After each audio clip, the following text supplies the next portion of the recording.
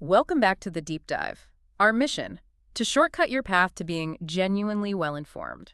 Today, we're tackling a topic that sits at the absolute core of patient care, particularly when it comes to surgery: mastering the science and practice of nutrition and fluid management.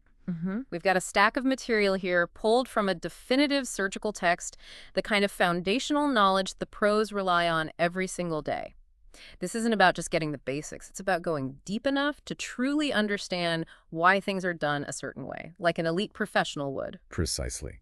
This deep dive is your chance to unpack the science behind the body's response to stress and starvation, to understand the practical tools used for assessment, and, explore the complexities of supporting patients when they can't nurse themselves. It's really about building that robust understanding. Right. We're going to extract those crucial insights, those aha moments buried in the details that will help you see how critical these often overlooked elements are to surgical success and recovery.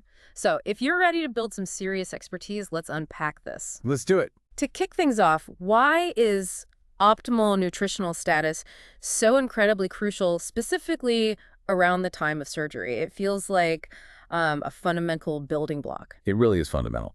The source material emphasizes that getting nutrition right, both before and after an operation, is a key factor directly linked to reducing complications and, well, dramatically improving recovery outcomes. Okay. Think about it. The very conditions that require surgery, like chronic illness or cancer, often leave patients malnourished already. Right. They're coming in depleted. Exactly.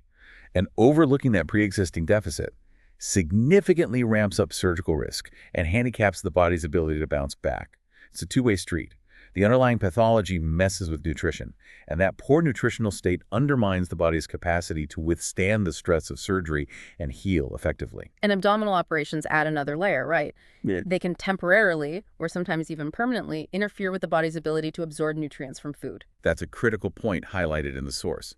Because absorption can be so compromised, especially after procedures involving the gut, identifying and correcting any nutritional deficits early is imperative. So acting proactively. Yes. The good news is, the text notes that better assessment tools and more advanced ways to deliver nutrition are making this more widespread and integrated into modern care pathways. Here's where it gets really interesting. How does the body react metabolically when it's not getting food, or when it's under the immense stress of trauma, infection, or surgery? The source makes a clear distinction between these two states. They are quite different metabolic scenarios, yeah. Sure. Let's first look at simple fasting or starvation, essentially. Just a lack of food coming in. Our brain, red blood cells, and parts of the kidney need a constant supply of glucose. How does the body keep blood sugar levels up when there's no dietary glucose coming in? Well, initially, for about 24 to 40 hours, it taps into its stored sugar reserves through a process called glycogenolysis. That's just breaking down glycogen, the stored form of glucose in the liver and muscles. The source mentions the Cori cycle here, a clever system, really, where lactate produced from glucose breakdown in muscles is sent to the liver, which then turns it back into glucose that can be sent out to the body. Kind of like recycling. Sort of, yeah. But those glycogen stores are limited. After about 24-40 hours, they're depleted. That's when gluconeogenesis kicks in. Making new glucose. Literally making new glucose. The body starts creating glucose from non-carbohydrate sources. The primary source is amino acids, the building blocks released from breaking down muscle protein. It also uses glycerol from fat breakdown. The source highlights that this initial phase involves a high rate of muscle breakdown up to 75 grams per day. Wow, so you're literally sacrificing muscle tissue to feed your brain and essential cells. That puts the importance of muscle mass into perspective. Exactly. But in prolonged fasting, beyond about 48 hours, the body gets, let's say, smarter at conserving muscle. It ramps up lipolysis, breaking down fat stores. Glycerol from fat is used for gluconeogenesis. But crucially, fatty acids are converted into ketones. These ketones can be used as an alternative fuel source by many tissues, including the brain, which significantly reduces the need to break down muscle for glucose. So the body adapts to spare protein. It does.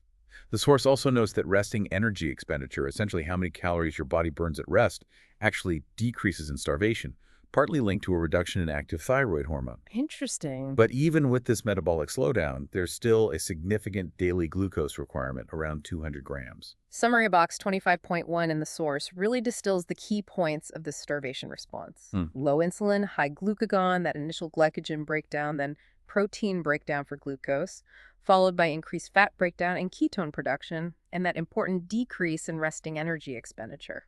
That box is a great summary, yeah. Hmm.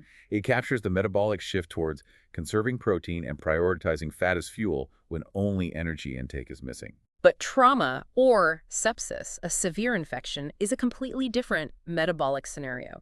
The source really emphasizes this critical difference. It couldn't be more different. The body's response to major stress, like trauma, burns, sepsis, or significant surgery, is driven by a flood of stress hormones, adrenaline, noradrenaline, cortisol, glucagon, and growth hormone. There's even high insulin, but paradoxically, the body becomes resistant to it. Summary box COM 5.2 paints this picture. Resistant to its own insulin. Yes. And unlike starvation, where energy needs decrease, here they increase sometimes up to 40 kilocalories per day. The body needs fuel for inflammation, tissue repair, and fighting infection. Right, it's working overtime. It is. There's also a higher demand for nitrogen, the building block of protein.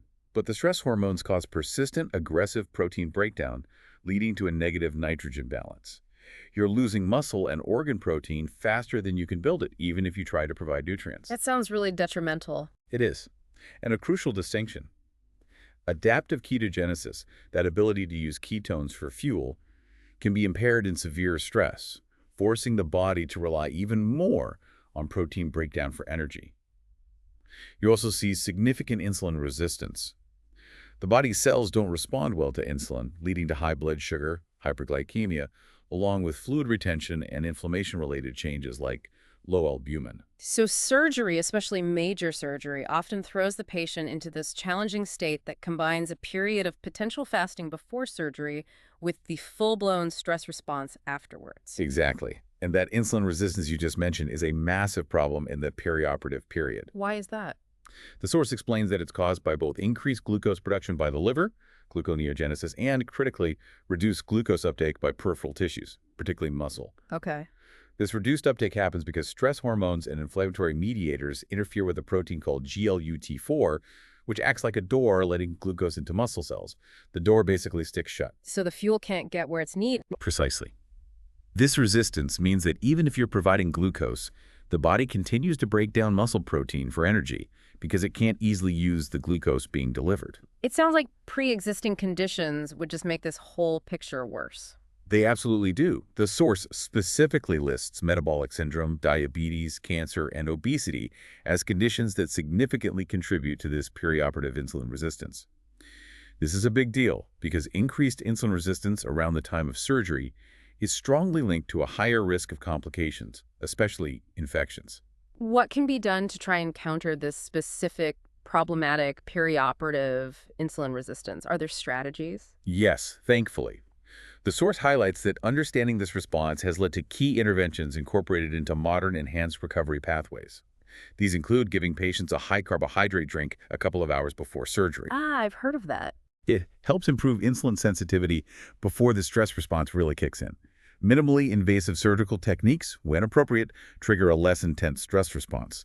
And getting patients up and moving early after surgery helps tissues become more responsive to insulin again. These strategies aim to minimize the impact and duration of that resistant state. Okay, so we've established why nutrition is vital and how the body reacts under stress. Now, how do we actually figure out a patient's nutritional status in the first place? The source describes the comprehensive ABCD approach. Right, the ABCD of nutritional assessment, a structured way to gather all the necessary information: anthropometry, biochemistry, clinical evaluation, and dietary assessment. Let's start with anthropometry. That's taking physical measurements, correct? Precisely. This involves metrics like current body weight, changes in weight over time, especially unintentional loss, body mass index, BMI, mid-upper arm circumference, MUAC, triceps skin fold thickness, TSF, to estimate fat stores, and mid-arm muscle circumference, NAMC, to estimate muscle mass. MAMC, how's that worked out? The source even provides the formula: MUAC in centimeters minus 3.14 times TSF in centimeters. It gives you an idea of muscle bulk. But the text cautions that these measurements aren't accurate enough on their own for actually planning detailed nutritional support. That's a crucial caveat for anyone looking to master this. They are indirect estimates of body composition. While useful for screening BMI, for instance, is commonly used for rapid identification of potential risk, they don't give you the precise picture needed to tailor a feeding plan. What are the specific BMI and weight loss numbers that are flagged as needing nutritional support? What are the red flags? According to the source, the key indicators for needing support are a BMI less than 18.5 kilobarn pose or unintentional weight loss greater than 10% in the last 3 to 6 months. Okay. Alternatively, if someone has a BMI less than 20 kilobar weight loss and unintentional weight loss greater than 5% in the last 3 to 6 months, that also puts them in a risk category requiring support. Got it. It's also important, as the source notes, that BMI and weight can be misleading in acutely unwell patients because fluid shifts, like swelling, can make someone appear to weigh more, masking significant muscle loss. Right, that makes sense. Next is biochemistry blood tests. What specific blood work gives us clues about nutritional status? Well, we look at general markers like C-reactive protein, CRP, and white blood cell count, which indicate inflammation or infection, both of which compromise nutritional status. Albumin is often measured, but the source strongly emphasizes that while low albumin can be seen in malnutrition, it's not a reliable indicator of nutritional status in the acute setting. Why not? Because it's heavily influenced by fluid shifts and inflammation. It drops when you're sick or fluid overloaded, not just when you're malnourished. Ah, okay, so it's not a straightforward marker. Not acutely, no. Other tests include hemoglobin to detect anemia, potentially related to vitamin deficiencies, glycated hemoglobin, HbA1c, for assessing long-term blood sugar control in patients with diabetes, and electrolytes, sodium, potassium, urea, to check kidney function and establish baseline levels, especially calcium and phosphate, which are critical to monitor before starting feeding due to the risk of refeeding syndrome. We'll definitely come back to refeeding syndrome. Yes, and specific micronutrient levels like vitamin D can also be checked if there's suspicion of deficiency. Clinical evaluation sounds like the essential bedside component talking to and physically examining the patient. Exactly. This is where you look for direct symptoms of poor intake or absorption. The source lists things like nausea, vomiting, feeling full very quickly, early satiety, difficulty swallowing, dysphagia, reflux, bloating, diarrhea, or constipation. You're looking for clues the gut isn't working optimally. And the patient's history. A thorough medical history is paramount here. The source highlights how underlying conditions like cancer, inflammatory bowel diseases, liver disease, neurological conditions, it mentions James Parkinson and the disease named after him, or conditions directly impacting absorption like short bowel syndrome, a high-output stoma, and cutaneous fistulae, or pancreatic insufficiency. All these need to be identified as they significantly impact a patient's nutritional needs and ability to absorb. Finally, dietary assessment. How do you estimate what someone is actually eating? The goal is to estimate their daily calorie and protein intake. This is often done by getting a diary of their food and fluid intake, ideally comparing it to what they ate when they were well. That intake is then compared to their calculated energy and protein requirements. How are those calculated? They're estimated using formulas based on their weight and factors for stress or activity, roughly 25-35 kilogram of lean body weight per day. Using lean or ideal body weight is key. A practical point from the source is proactively identifying patients who are expected to eat little or nothing for 5 days or more because of an upcoming procedure, like major abdominal surgery. Planning for nutritional support up front for these patients is key. The Malnutrition Universal Screening Tool, MUST, developed by BAPN, is highlighted as a widely used rapid tool. Yes, the MST tool is designed for quick, easy screening in various healthcare settings. It combines those ABCD elements into a simple score. How does it work? It looks at BMI, percentage unintentional weight loss over 3-6 months, and the acute disease effects specifically, if intake has been or is expected to be severely reduced or absent for 5 days or more. Right. You get a score of 0, 1, or 2 for each section. Sum them up for a total score, which categorizes the patient as low, medium, or high risk of malnutrition. This risk category then directs management, routine clinical care, observation, or active nutritional treatment. So it guides the next steps. Exactly. It also guides referral to specialists like dietitians and specifies how often patients in different settings, hospital, care homes, community, should be rescreened. And crucially, it offers alternative assessment methods if height weight can't be obtained, using things like clinical impression or changes in clothing size. It's very practical. Fluid balance seems just as critical as nutrition, especially around surgery. What's the average daily fluid turnover for a healthy adult, according to the source? Table 25.1 in the source gives us the figures for a healthy 70-kilogram adult in a temperate climate. Average daily intake is about 2.5 liters, 1.2-liter drinks, 1.0 liters from food, 0.3 ALOA produced metabolically. Okay. Average daily output is also about 2.5 liters, 1.5-liter urine, 0.9-liter insensible losses from breathing and skin, and only about 0.1 liters in feces normally. And those losses can escalate dramatically. Absolutely. Insensible losses increase significantly with fever, exertion, hot environments, and particularly in patients with a tracheostomy who lose moisture directly from their lungs emphasizes the need for humidified air. Right. And diarrhea, high-output stomas, short bowel syndrome, or fistulae can cause massive fluid and electrolyte losses from the gut, far exceeding that normal small fecal loss. How much fluid is typically needed just for daily maintenance in a healthy adult? Roughly 2.2 liters, or about 30 millimoles per kilogram of body weight per day for that 70-kilo adult example. But to really master fluid management, the source stresses the need for accurate intake and output charts and tracking body weight to truly assess a patient's individual maintenance needs. It's not one size fits all. And key electrolytes, what are the ballpark daily requirements? The source lists approximate daily requirements. Sodium around 0.9, 1.2 millimol, potassium about 1 millimol, calcium 5 millimol, and magnesium 1 millimol. These are the amounts needed just for normal body function, baseline needs. The simplest way to replace fluid is orally, maybe with rehydration solutions. But if the patient can't swallow or the gut isn't working, then you need artificial means. Tube feeding, nasogastric or nasojunal, if the gut is functional but getting food in is the problem. If absorption is poor or losses are huge, intravenous IV replacement is essential. let's talk about those IV fluids. The source, in Table 25.2, lists several common ones and compares their composition to plasma. This table is critical for understanding what you're actually giving, isn't it? It really is. We commonly use crystalloids like 0.9% saline, Hartmann's solution, also called Ringer's lactate, and 5% dextrose. Looking at that table, you immediately see they don't perfectly match plasma. How so? Well, 0.9% saline, for instance, is much higher in sodium and chloride than plasma and has none of the other electrolytes like potassium or bicarbonate. Hartmann's is closer, but still not identical. Okay. This is why the source explicitly says there's no single ideal fluid you have to choose based on what you're trying to replace. And 5% dextrose is basically giving free water once the glucose is metabolized. It initially has no electrolytes. What about colloids, like gelatin solutions? The source mentions plasma expanders like gelifusine or Volplex succinylate gelatin and Voluvin, which is hydroxyethyl starch. The idea is that their larger molecules stay in the bloodstream longer, helping boost circulating volume. So for resuscitation? Yeah, used for resuscitation, but the source notes they carry risks, including renal problems and bleeding issues, and there's ongoing debate about whether they're truly better than crystalloids for general resuscitation. It's not a settled issue. Albumin is another solution mentioned. Albumin was historically used widely for resuscitation, but the evidence cited suggests it offers no general benefit outside specific situations, like replacing fluid removed during paracentesis for ascites or in patients with liver failure. And of course, for bleeding, the best fluid replacement is blood itself. So given none of these fluids are perfect plasma substitutes, how do you decide which IV fluid to use? This feels like a key decision point for mastery. The decision is guided by the type and amount of fluid losses and the patient's specific condition.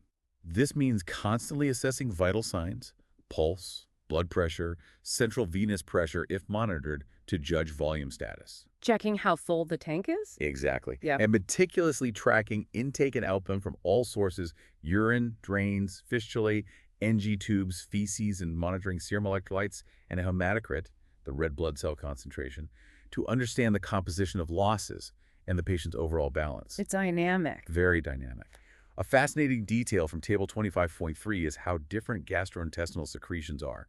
Saliva has high potassium, stomach fluid, high chloride, while pancreatic and ileal fluids are much more sodium and bicarbonate rich. Understanding these compositions helps tailor replacement fluids when patients have drains or fistulae draining these specific areas. Replacing stomach losses with saline might be okay, but replacing pancreatic losses needs fluid with much higher sodium and bicarbonate content. It's about replacing like with like as much as possible. If simply eating isn't enough or isn't possible, artificial nutritional support is needed. What are the general requirements that need to be supplied? It's more than just calories. Artificial nutrition, whether delivered into the gut or intravenously, must provide macronutrients, carbohydrate, fat, protein, but also essential vitamins, trace elements, electrolytes, and water, the whole package. How are the daily energy and protein needs actually calculated for artificial support? Well, the initial plan is based on calculating energy and protein requirements using established tables and formulas, often factoring in basal metabolic rate or BMR. The source references the Harris-Benedict equation for BMR calculation. Named after. J. Arthur Harris and Francis G. Benedict, who developed it. Okay. In sick patients, metabolism is increased, but the source notes it's usually not more than 120% of predicted BMR. For stable patients with moderate needs, the requirement is around 20-30 kilocal per kilogram of ideal body weight per day. Ideal body weight, not actual weight. Yes, to truly master this, you need to use ideal body weight for obese patients, as using actual weight would drastically overestimate needs and risk overfeeding, which has its own complications. Right. For severe stress, needs can rise to 30 kilocalories. BDT, the source, gives a crucial warning for anyone starting nutrition. Always start cautiously, especially in malnourished patients. Begin at no more than 50% of the target energy needs. Start low, go slow. Exactly. And increase gradually over 24-48 hours, carefully monitoring tolerance and labs. For patients at high risk of refeeding syndrome, that slow increase needs to be even slower, sticking to maximum 50% for the first 48 hours and only advancing if labs are stable. What's the typical breakdown for macronutrients, carbs, protein, and fat? Carbohydrates are the primary fuel, especially for the brain and blood cells, needed at about 2 kilograms per day, making up 45-55% of total calories. Protein requirements increase in illness from about 0.15 to 0.25 grams of nitrogen per kilograms per day. This translates to roughly 1.5 grams of protein per kilogram ideal body weight per day, around 20% of total energy. The goal is to try and minimize that negative nitrogen balance seen in stress. Okay. Fat provides energy and essential fatty acids, linoleic and linolenic acid, which our bodies can't make. In IV nutrition, lipid emulsions are used. The source notes that combining glucose and fat helps the body use substrates better and reduces fluid retention and CO2 production compared to just giving glucose. And beyond the big three, vitamins, minerals, absolutely vital. B and C vitamins are key for healing. Vitamin C needs to actually go up after surgery. B12 is particularly important after gastric surgery or in patients with a history of alcohol use. Malabsorption of fat-soluble vitamins A, D, E, K can occur if bile or pancreatic enzymes are insufficient. And losses. Yes, increased gut losses, like from chronic diarrhea, mean you lose electrolytes and trace elements, which need careful monitoring and replacement. Magnesium, zinc, and iron are common examples. Replacing these is crucial for protein utilization and avoiding refeeding issues. So it's a complex calculation. It is. The source strongly emphasizes that while calculation is the start, daily assessment and adjustment are non-negotiable.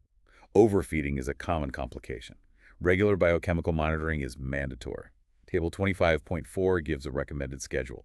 Daily checks of electrolytes, glucose, liver, kidney function, weekly, fortnightly for full blood count, specific minerals, vitamins, and then 3 to 6 monthly for longer-term monitoring. You have to keep checking.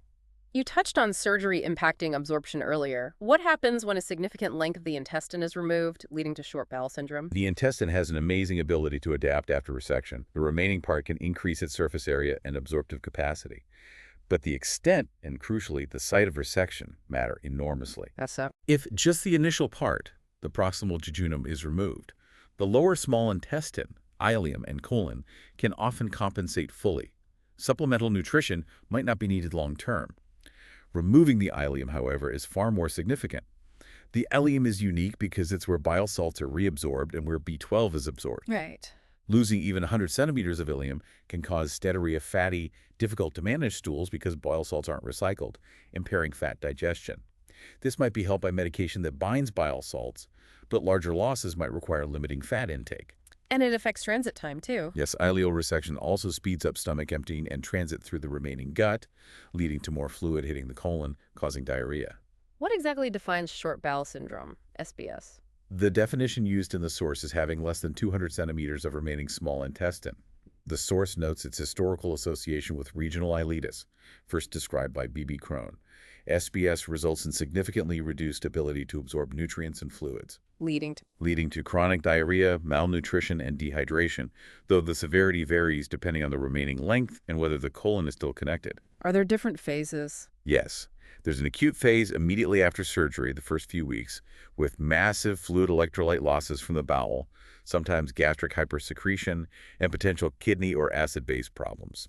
This is followed by an adaptation stage over 1 to 2 years, where the remaining gut undergoes structural and functional changes to improve absorption.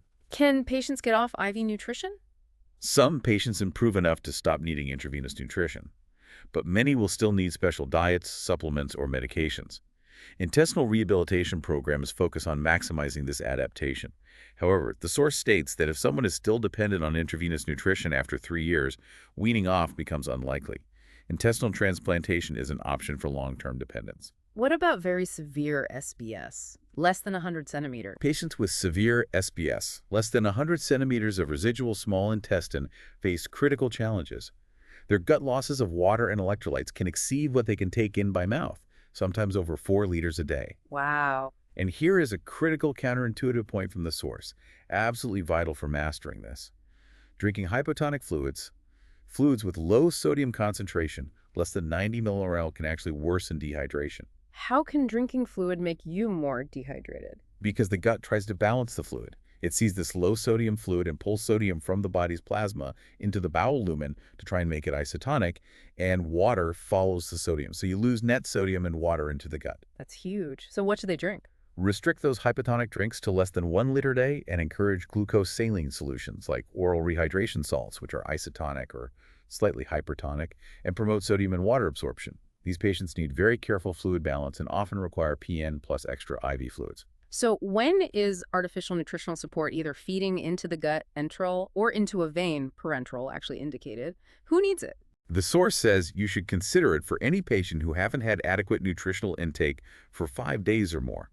If someone is already chronically malnourished, start earlier, ideally before surgery if possible. And specific surgeries. Patients undergoing major operations, particularly for head, neck, or abdominal cancers like esophagectomy, gastrectomy, pancreaticoduodenectomy, which are specifically mentioned, are high risk. They often start already depleted and are likely to struggle with oral intake post-op due to swelling or motility issues. The source stresses planning ahead for these patients, potentially placing feeding tubes during surgery. Figure 25.3 illustrates the various routes. Enteral nutrition, feeding directly into the stomach or intestine via tube, is always preferred if the gut is working. Why is it better? The source lists significant benefits. It helps maintain the gut barrier, supporting gut immunity. It prevents the lining of the gut from shrinking atrophy.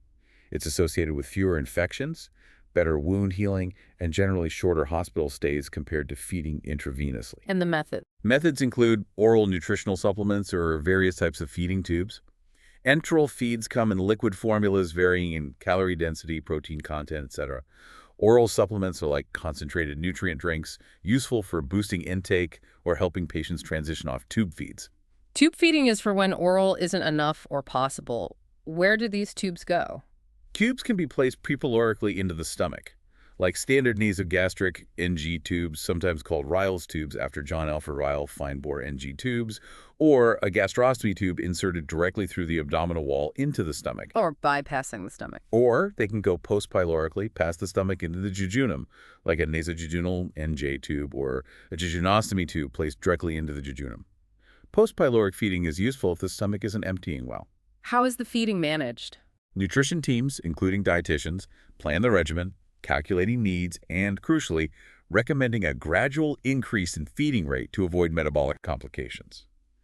The source suggests starting slow, maybe 10-20 millimolar, and increasing to around 75 millimolar if tolerated. Managing tubes involves protocols like checking gastric residuals in some tubes and, importantly, regularly flushing tubes with water to prevent blockages. The source mentions using enzymes like chymotrypsin for partial blockages, but warns never to use a guide wire once a fine-bore tube is in situ, as this can cause perforation. Tube types matter too. Yes, tube types matter. Radio-opaque NG tubes are for short-term, changed every couple of weeks, while finer tubes, 8-12 French size, are often more comfortable for longer-term use, made of different materials too. How are these tubes actually put in? Well, NG tubes are often placed at the bedside. You measure the length, insert through the nose, and ask the patient to swallow to help it pass down. Position must be confirmed before feeding to ensure it's not in the airway. How is it confirmed? Either by checking the pH of fluid drawn up from the tube pH, less than 5 suggests stomach acid, or with the chest X-ray showing the tip below the diaphragm and past where the windpipe splits. Fine bore tubes might need a flexible guide wire to help insertion. Figure 25.4 shows this, which must be removed afterwards and its removal confirmed. And NJ tubes. NG tubes are trickier. They need to get past the pylorus. This usually requires endoscopic, using a scope or radiological X-ray guidance, help. They can't typically be placed at the bedside. Their position needs to be confirmed on an abdominal X-ray, showing the tip past the duodenojejunal flexure, as shown in figure 25.5. What about longer-term options, gastrostomy tubes? Gastrostomy tubes, for longer-term feeding, are placed directly into the stomach through the abdominal wall. This is a multidisciplinary decision. Techniques include PEG percutaneous endoscopic gastrostomy, How does that work? using an endoscope to guide insertion. Figure 25.6 shows a PEG tube. A tube is pulled through the abdominal wall and held in place internally by a bumper, which seals the stomach wall to the abdominal wall. Figure 25.7 shows a cross-section. R-rig, radiologically inserted gastrostomy, uses X-ray guidance when endoscopy isn't feasible. Surgical gastrostomies are done in the operating room, often via laparotomy or laparoscopy, needed if anatomy is distorted. They can be sutured to the abdominal wall and sometimes have jejunal extension. And jejunostomies. Jejunostomies are tubes placed directly into the jejunum. They're often created during major abdominal surgery, a surgical jejunostomy, or via radiological guidance. Surgical ones are placed in the operating room and secured. Radiological ones use imaging, a guide wire, and dilation. Sounds like insertion has risks too. Oh yes. Complications during insertion or creation for gastrostomies, jejunostomies, include serious issues like perforating the bowel, bleeding, peritonitis infection in the abdominal cavity, local site infection, a persistent leak or fistula after the tube is removed, especially with gastrostomy, or excess tissue growth around the site with jejunostomy. The tubes themselves can also block or get displaced. What about complications from the enteral feeding itself once the tube is in and working? Summary box 25.3 lists these. First, problems related to the tube itself. It can be in the wrong place, get dislodged, block, leak at the site, or cause local skin irritation or erosion. Okay. Second, gastrointestinal complications. It's crucial to remember enteral feeding is not appropriate if the bowel isn't working, like ileus is blocked, or if there isn't enough functional length to absorb. But even when appropriate, it can cause bloating, nausea, vomiting, cramps, constipation, and very commonly, diarrhea. The source notes over 30% of patients experience diarrhea, which can impact nutrient absorption. And metabolically. The third category is metabolic or biochemical complications. This is where that careful monitoring is vital. Rapidly starting feeding in malnourished patients is dangerous because it can cause electrolyte imbalances and, most seriously, refeeding syndrome. Deficiencies in vitamins, minerals, or trace elements can occur, as can interactions with medications given via the tube. If the gut absolutely cannot be used or isn't sufficient, parenteral nutrition, PN feeding intravenously becomes the option. Correct. PN can supplement some oral or tube feeding, or it can be TPN, total parenteral nutrition, where it's the patient's only source of nutrition. When is TPN needed? The main reason for TPN, according to the source, is when the patient's gut simply cannot absorb enough nutrients. The most common cause listed is short bowel syndrome, after a massive resection or severe loss of function from conditions like fistulae. It can also be a temporary bridge if enteral access is being established, or if there's a temporary gut problem like delayed gastric emptying. What's actually in the PN bag? TPN is typically provided in large, often 3-liter bags, containing a carefully balanced mixture of fat emulsion, amino acids, protein building blocks, glucose, electrolytes, trace elements, and vitamins.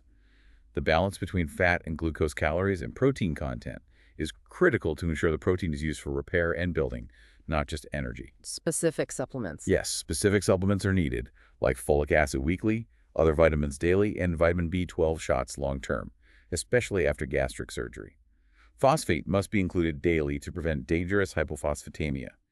The exact composition is often adjusted daily based on blood work. Protein is tailored higher in critical illness, lower in kidney failure. Micronutrients are checked periodically for long-term PN users, as shown in that monitoring schedule, table 25.4. How is this highly concentrated fluid administered safely into the bloodstream? Because PN solutions have a high osmolarity, they're very concentrated. Infusing them into small peripheral veins would severely irritate them and cause blood clots, thrombophlebitis. So it needs a big vein. Therefore, it must usually be delivered into the central venous system, into a large vein near the heart, like the superior vena cava, SVC, or right atrium. This is typically done via a PICC line peripherally inserted central catheter inserted through a vein in the arm, basilic is common, or a central venous catheter placed into the subclavian or internal jugular vein in the neck or chest. Figure 25.8 shows a subclavian line. The source notes femoral lines in the groin should be avoided due to high infection risk. And placement needs confirmation. Absolutely.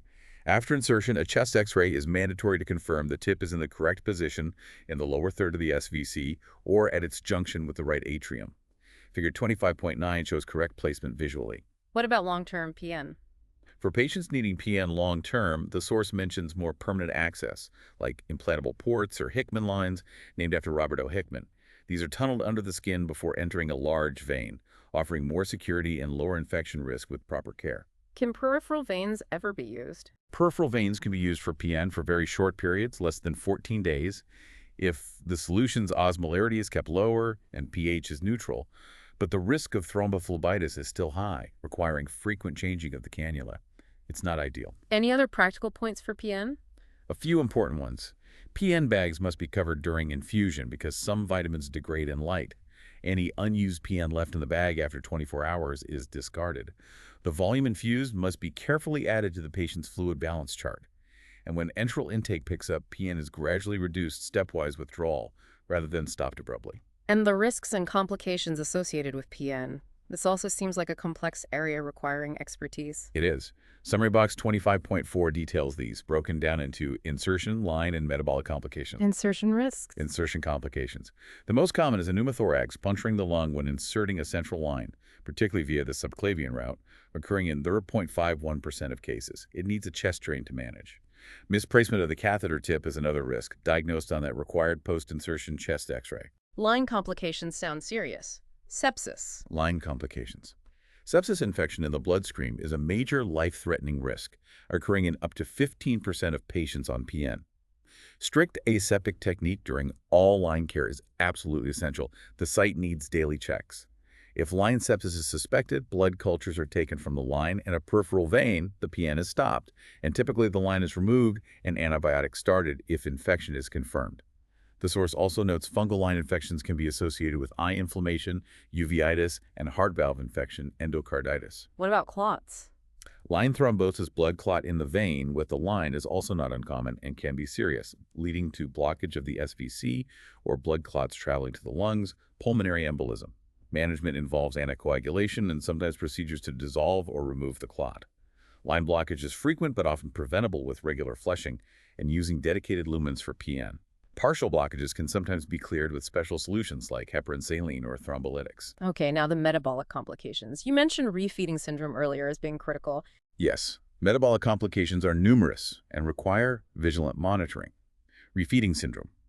This is highlighted as the most significant metabolic complication of both enteral and parenteral feeding. It occurs in severely malnourished patients when feeding is started too aggressively in the first few days. Who is at risk? Summary box 25.5 lists the high-risk criteria: very low BMI, less than 16, significant unintentional weight loss, over 10–15%, little or no food intake for prolonged periods, more than 5–10 days, or pre-existing low electrolyte levels.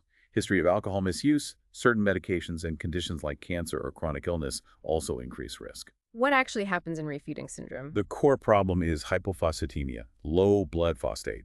When feeding starts, glucose influx stimulates insulin, which drives electrolytes, especially phosphate, potassium, and magnesium, into cells rapidly. This depletes levels in the blood drastically. And the symptoms? Symptoms can be severe and life-threatening. Heart rhythm problems, muscle weakness, including breathing muscles, heart or respiratory failure, fluid overload or edema, lethargy, confusion, and seizures. Labs show low phosphate, potassium, calcium, and magnesium, and lactic acidosis. How is it managed? Critically important for mastery, I imagine. Management requires very cautious feeding initiation, max 10 kiloncoke day initially. Slow rate increases over 4–7 days or minimum 48 hours at max 50% of needs in high-risk patients, plus rigorous, frequent monitoring and aggressive replacement of those critical electrolytes, along with thiamine and multivitamins. Prevention and early recognition are key. What other metabolic issues occur with PN? Other metabolic issues. Blood sugar problems are common with PN. Hyperglycemia, high sugar, needs insulin management, while sudden stops can cause hypoglycemia, low sugar, if insulin isn't adjusted. Liver dysfunction can occur with long-term PN, affecting over 25% of patients. Fatty liver is common, potentially improving with modifying the feed. More serious is fibrosis or cirrhosis. The term IFALD, intestinal failure-associated liver disease, is used particularly in SBS patients on PN. Risk factors include lack of colonic continuity, very short bowel, no enteral intake, and high energy fat in the feed. And bones, vitamins. Metabolic bone disease, osteoporosis, or osteomalacia is a long-term risk leading to fractures. Prevention treatment involves calcium, phosphate, Vit D, and sometimes other bone medications. Vitamin trace element deficiencies or excesses can cause non-specific symptoms like anemia, hair loss, nerve issues, and are prevented with regular monitoring and adjusting the feed. It's a constant balancing act. This level of detail and complexity clearly requires a specialized skill set beyond routine patient care. Who manages all of this, particularly in a hospital setting? To master this area safely and effectively, a multidisciplinary nutrition support team is essential. The source highlights that this team approach is crucial for accurate assessment, safe initiation, and ongoing management. Who's typically on the team? These teams typically include specialist doctors, dietitians who calculate needs and plan regimens, specialist nutrition support nurses who manage the lines and tubes and train staff, pharmacists who oversee the feed preparation and drug interactions, and sometimes speech and language therapists if swallowing issues are relevant. The specialist nurses sound key. Specialist nurses, in collaboration with ward nurses and dietitians, are vital on the ground, minimizing complications, developing standardized protocols, and supporting patients who transition to receiving feeding at home in the community. They are absolutely key players in ensuring safe, consistent care. Wow, that was a truly comprehensive deep dive into mastering perioperative nutrition and fluid management. We journeyed from the fundamental importance of nutrition around surgery through the body's distinct metabolic responses to starvation versus stress, understanding why your muscle breaks down differently depending on the trigger. We then explored the tools professionals use to assess a patient's status with the ABCD approach and screening tools like MST. We delved into the nuances of fluid and electrolyte replacement, comparing different IV fluids and even the varying compositions of bodily secretions. We detailed how energy and protein needs are calculated, why specific micronutrients matter, and the challenges posed by conditions like short bowel syndrome. And finally, we covered the methods of artificial support, enteral and parenteral, including the specific access routes, tube types, insertion techniques, and the extensive list of potential complications, from simple tube blockage to life-threatening refeeding syndrome, line sepsis, and long-term liver issues. Understanding these distinct metabolic states, the specific risks like perioperative insulin resistance or that counterintuitive effect of hypotonic fluids in severe SBS, grasping the importance of ideal body weight for calculations, or recognizing the signs and critical management of refeeding syndrome, these are the details that elevate understanding from basic awareness to the level required for mastery in this field. Right. And realizing the sheer complexity and potential complications of artificial support underscores why dedicated nutrition support teams and vigilant monitoring are not optional extras, but fundamental components of safe, high-quality patient care. Absolutely. It's not a sideline issue at all. So here's something to consider as you reflect on this deep dive. Given the ongoing clinical debates mentioned in the source, like crystalloids versus colloids for fluid resuscitation, and the clear evidence presented on the benefits of preserving gut function with enteral feeding, how do these evidence-based guidelines and nuanced decisions at the bedside ultimately cascade to influence a patient's immune function, their recovery from surgery, and their overall long-term health trajectory? Something to think about. A great point to ponder. Thanks for joining us for this deep dive. We hope you feel much closer to mastering this vital topic.